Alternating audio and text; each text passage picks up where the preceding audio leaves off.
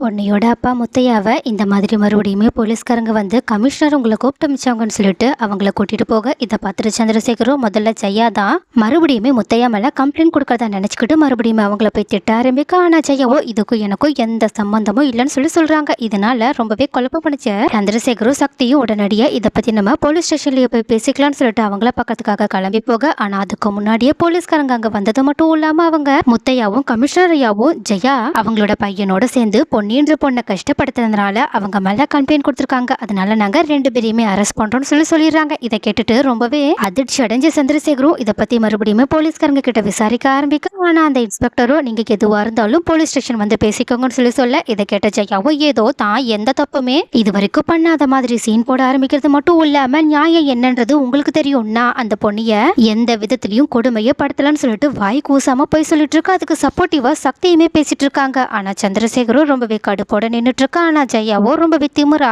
அவளை நான் கொடுமைப்படுத்தவும் கிடையாது, அவளை இந்த வீட்டை விட்டு வெளியே போன்னு சொல்லிட்டு சொல்லவும் கிடையாது, அவளை திமிரெடுத்து போயிட்டானா அதுக்கு நான் என்ன பண்ண முடியும்னு சொன்னது மட்டும் இல்லாம சட்டத்து மூலயமா நான் எந்த தப்பு பண்ணலன்றத நிரூபிச்சுட்டு எனக்கு எப்படி வெளியே வரணும்னு நல்லாவே தெரியும்னு சொல்லிட்டு வா சக்தி போகலான்னு சொல்லிடுறாங்க. உடனே சக்தியுமே அவங்களோட பின்னாடியே போக இதை பார்த்துட்டு வெளியே இருந்த மீடியா ஆட்களும் இப்படி ஜெயாவோ அவங்களோட பையனும் கைதாகி போறத ரொம்பவே கண்ணா பின்னான்னு அவங்களோட செய்தி சேனல்ல எல்லாத்தையுமே ஒளிபரப்ப ஆரம்பிக்கிறது மட்டும் இல்லாம அந்த பொண்ணுக்கு என்னதாச்சுன்னு தெரியல, இப்போ திடீர்னு இவங்க 2 பேரையுமே கைது பண்ணி கூட்டிட்டு போயிருக்காங்க. இந்த தெருவில் இருக்கவங்களும் அந்த ஏழை பொண்ணை இவங்க எல்லாருமே சேர்ந்து கொடுமைப்படுத்தினதா சொல்லியிருக்காங்க.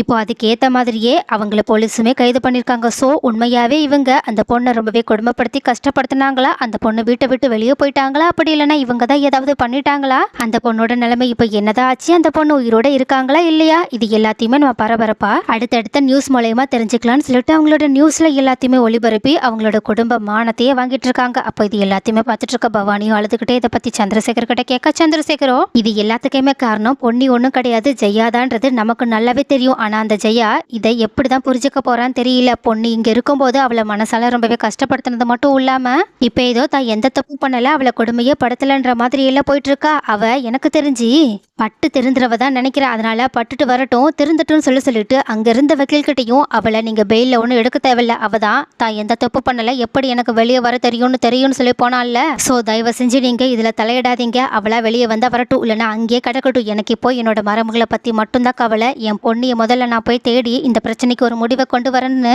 அவங்க அங்கிருந்து கிளம்ப. உடனே பொண்ணு மேல ரொம்பவே அக்கறையோட இருக்க சண்முகமும் அப்பா நில்லுங்க நானும் வரேன்னு சொல்றாங்க. இதை கேட்ட பவானியும் என்னதான் இருந்தாலும் தம்பியும் அம்மாவும் இப்படி ஜெயில இருக்காங்க, நீங்க அவங்கள பார்க்காம பொண்ணியை தேடி போறது எனக்கு என்னமோ சரிப்பட்டு வரலன்னு சொல்றாங்க. ஆனா சண்முகமும் இது வரைக்கும் நம்ம அம்மா என்ன தப்பு பண்ணாலும் அவங்களோட பக்கத்துல தான் இருந்தோம், ஆனா அதோட விளைவு என்னன்றது இப்போ உனக்கு புரியுதா இல்லையாக்கா, ஏன்னா அம்மா தப்பு பண்ணும்போதே அவங்கள நம்ம கண்டிச்சிருந்தோன்னா அவங்கள தடுத்து நிறுத்தியிருந்தோன்னா இந்த நிலைமைக்கு நம்மளோட குடும்பம் வந்திருக்காது. சக்தியும் இப்படி தேவையில்லாம ஜெயில போய் கம்பியும் எண்ணிட்டு இருந்திருக்க மாட்டான். எல்லாத்துக்கும் மேல நம்மளோட குடும்பத்துக்கு நல்லது மட்டுமே பண்ணிட்டு நிறைய தியாகங்களை பண்ண பொண்ணு இப்போ என்ன நிலைமையில இருக்கான்னு கூட நமக்கு தெரியாம இருந்திருக்காது. அவ இந்த குடும்பத்தோட சேர்ந்து சந்தோஷமா இருந்திருப்பான்னு சொல்றது மட்டும் இல்லாம இதுக்கு மேலேயும் நான் அம்மாவுக்கு சப்போர்ட்டிவா இருக்க போறதுல, எனக்கு இப்போ அம்மாவை விட பொன்னியோட நிலைமை என்ன ஆச்சுன்ற கவலை மட்டும்தான் இருக்குன்னு சொல்லிட்டு அங்கிருந்து சந்திரசேகரோட சேர்ந்து பொன்னியை தேர்றதுக்காக கிளம்பி போக. அதே சமயம் பவானியுமே இந்த விஷயத்தால டென்ஷனோட இருக்கிறது மட்டும் இல்லாம என்னதான் அப்பாவும் தம்பியும் அம்மாவுக்கும் சக்திக்கு உதவி பண்ணலாலும் சரி நம்மளோட தரப்புல இருந்து என்ன பண்ண முடியுமோ அதை நம்ம பண்ணலாம்னு சொல்லிட்டு அந்த வக்கீல் கிட்ட நீங்க அப்பா சொன்னது எதையும் மனசுல வச்சுக்காதீங்க, தயவு செஞ்சு என் கூட சேர்ந்து போலீஸ் ஸ்டேஷன் வாங்கன்னு சொல்லிட்டு கூப்பிட. உடனே அவங்களும் ஜெயாவோட விசுவாசமான வக்கீலா இருக்கனால உடனடியே பவானி கூட சேர்ந்து போலீஸ் ஸ்டேஷன் போறாங்க. ஆனா அங்க போன ஜெயாவோ இன்னுமே கொஞ்சம் கூட வெக்கமே இல்லாம தான் எந்த தப்பு பண்ணல, வீணா இந்த ஆளுதான் என் மேல பழிய போட்டுட்டு இருக்கான், நாங்க முன்னேறது இவனுக்கு பிடிக்கல, நாங்க நல்லா இருந்தது பிடிக்காதனாலதான் இந்த மாதிரி அவன் பண்ணிட்டு இருக்கான்னு சொல்லிட்டு முத்தையாவை ரொம்பவே அசிங்கப்படுத்தி பேசிட்டு இருக்காங்க. அதே மாதிரி சக்தியுமே முத்தையா கிட்ட ஏங்கய்யா இப்படி பண்றீங்க, தயவு செஞ்சு வாங்க வீட்டுக்கு வாங்க மாமா, என்ன நடந்தாலும்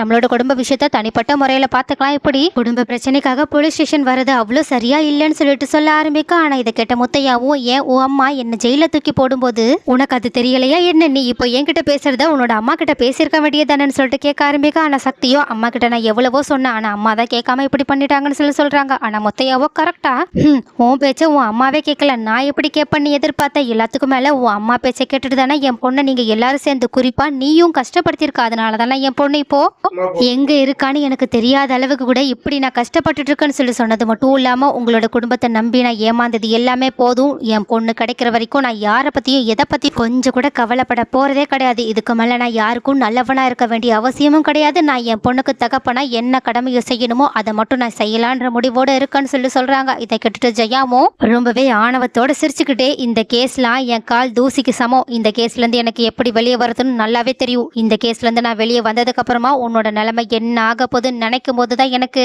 உன் மேலேயே பரிதாபமா இருக்குன்னு சொல்லிட்டு சொல்ல ஆரம்பிக்கிறாங்க. ஆனா இதை கேட்டு முத்தையாவும், அதையும் பார்த்துக்கலாம், இந்த கேஸ்ல இருந்து என் பொண்ணு கிடைக்காம யாராலையும் வெளியே வரவும் முடியாது. என் பொண்ணுக்கு நீங்க கொடுத்த கஷ்டத்துக்கு சரியான தண்டனையை அனுபவிக்காம நான் உங்க யாரையுமே சும்மா விட போறதும் கிடையாதுன்னு சொல்லிட்டு இருக்க. அப்ப இதை கேட்ட ஜெயாவும் அதையும் பார்த்தலான்னு சொல்லிட்டு சவால் வர்ற மாதிரி பேசிக்கிட்டு பக்கத்துல இருந்த அந்த போலீஸ்காரங்க கிட்ட, இந்த ஆள் சொல்ற மாதிரி நாங்க அந்த பொண்ணை கஷ்டப்படுத்தணும்னு சொல்லிட்டு உங்களுக்கு ஏதாவது ஆதாரம் இருக்கா, யாராவது சாட்சிக்கு இருக்காங்களான்னு சொல்லிட்டு கேக்குறாங்க. ஆனா இதை கேட்ட இன்ஸ்பெக்டரும், இங்க பாருங்க, உங்களோட தெருவுல அக்கம் பக்கத்துல இருக்கவங்களே எங்களுக்கு நிறைய சாட்சிகளை கொடுத்துட்டாங்க. எல்லாத்துக்கும் மேல மீடியால தான் உங்களோட குடும்ப மானத்தை போட்டு வாங்கிட்டு இருக்காங்களே. அது மட்டும் இல்லாம கமிஷனருமே இந்த விஷயத்துல அந்த பொண்ணுக்கு நியாயம் கிடைக்கிற வரைக்கும் இந்த கேஸை நாங்க சீரியஸா எடுத்து பார்க்கணும்னு சொல்லிட்டு ஒரு ஆர்டரே பாஸ் பண்ணிருக்காங்கன்னு சொல்றாங்க. அப்ப இந்த மாதிரி கமிஷனர் லெவலுக்கு போயிட்டு தன்னை இந்த மாதிரி முத்தையா பழிவாங்க ஆரம்பிச்சிட்டானு சொல்லிட்டு, முதல்ல அந்த கமிஷனர் யாருன்னு சொல்லுங்க, அவங்களை எப்படி சமாளிக்கணும்னு எனக்கு நல்லாவே தெரியும்னு சொல்லிடுறாங்க. இதை கேட்ட அந்த இன்ஸ்பெக்டரும், ஒரு நிமிஷம் 5 நிமிஷம் வெயிட் பண்ணுங்க, அவங்க உங்களை பார்க்கறதுக்காக வந்துட்டு இருக்காங்கன்னு சொல்றாங்க. உடனே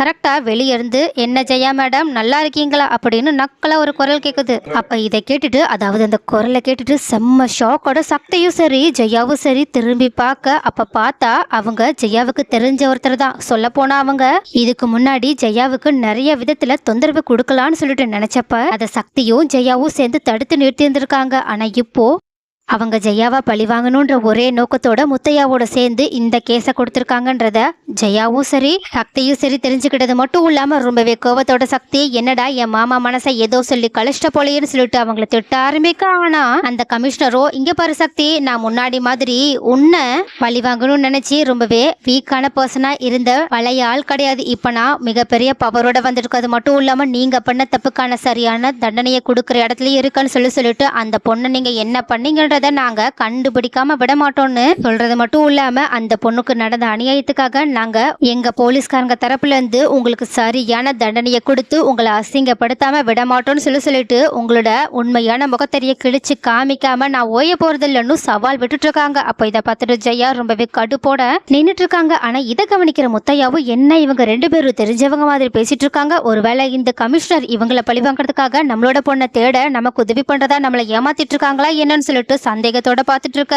உடனே சக்தியும் உடனடியா முத்தையா கிட்ட, இங்க பாருங்க மாமா, இந்த ஆள தயவு செஞ்சு நம்பாதீங்க, இவன் நல்லவனே கிடையாது, இவன் எங்களை பழி வாங்குறதுக்காக தான் இது எல்லாத்தையுமே பண்ணிட்டு இருக்கான். இவன் கூட சேர்ந்தீங்கன்னா கண்டிப்பா பொன்னிய உங்களால கண்டுபிடிக்கவே முடியாது. இவனே பொன்னிய கடத்தி வச்சு இல்லைன்னா பொன்னி மூலயமா எங்களை பழி வாங்கணும்னு கூட நினைச்சிருக்கலாம்னு சொல்றாங்க. இதை கேட்டுட்டு ரொம்பவே ஷாக்கான முத்தையாவும், இங்க என்ன நடந்துட்டு இருக்கு கமிஷனர் ஐயா, உங்களுக்கு இவங்களை ஏற்கனவே தெரியுமான்னு கேட்க, உடனே அந்த புதுமுகமான கமிஷனரும், இந்த மாதிரி இவங்க பண்ண அநியாயத்தை நான் இதுக்கு முன்னாடியே வெளியே கொண்டு வரணும்னு நினைச்சேன். ஆனா இவங்களால என் குடும்பமே ரொம்பவே அதிகமான லெவல்ல பாதிக்கப்பட்டுச்சு. அதனால நான் என் குடும்பத்தையே இழந்து போய் நின்று இருக்கேன். அதனாலதான் என் குடும்பத்துக்காக நான் பழி வாங்க வந்திருக்கேன். எல்லாத்துக்கும் மேல நான் ஒன்னும் இவங்க மேல போய் கேஸ் போட சொல்லலையே. உண்மையாவே உங்களோட பொண்ணுக்கு நடந்த அநியாயத்தை நீங்க கண்ணால பாத்துட்டு தானே வந்தீங்க. அந்த பொண்ணுக்கு நான் நியாயத்தை வாங்கி கொடுக்காம விட மாட்டேன். அவளும் என்னோட தங்கச்சி மாதிரி தான். அதனாலதான் நான் இப்போ இந்த மாதிரி உங்க கூட சேர்ந்து இவங்களுக்கு சரியான பதிலடி கொடுக்கணும்னு நினைச்சுதான் இதை பண்ணிட்டு இருக்கேன். ஒருவேளை உங்களுக்கு என் மேல நம்பிக்கை இல்லைன்னா இப்பவே நீங்க இந்த கேஸை வாபஸ் வாங்கலாம். ஆனா உங்களோட பொண்ணோட நிலைமை என்ன ஆயிருக்குன்றத யோசிச்சு பார்த்துட்டு நீங்க எந்த முடிவுனாலும் எடுங்கன்னு